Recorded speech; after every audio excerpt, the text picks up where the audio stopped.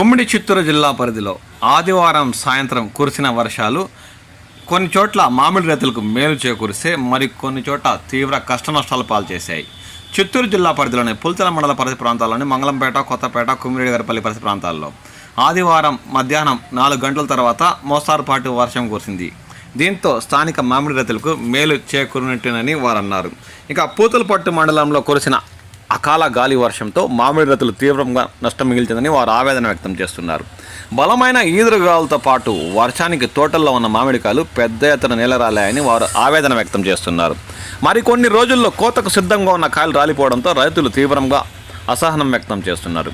ఇప్పటికే లక్షలాది రూపాయలు పెట్టుబడులు పెట్టి పంట చేతికొచ్చే సమయంలో ఈదురుగాలులతో కూడిన వర్షం భారీగా కురవడంతో ఆదివారం సాయంత్రం పూతలపట్టు మండలం మరియు పరిసర ప్రాంతాల్లోని గ్రామాల్లో చాలా మేరకు మామిడి నేల రాలినట్లు వారు ఆవేదన వ్యక్తం చేస్తున్నారు. రాష్ట్ర ప్రభుత్వం ఆదుకొని ఆర్థిక సహాయం అందేలా చూడాలని ఈ సందర్భంగా వారు కోరుతున్నారు.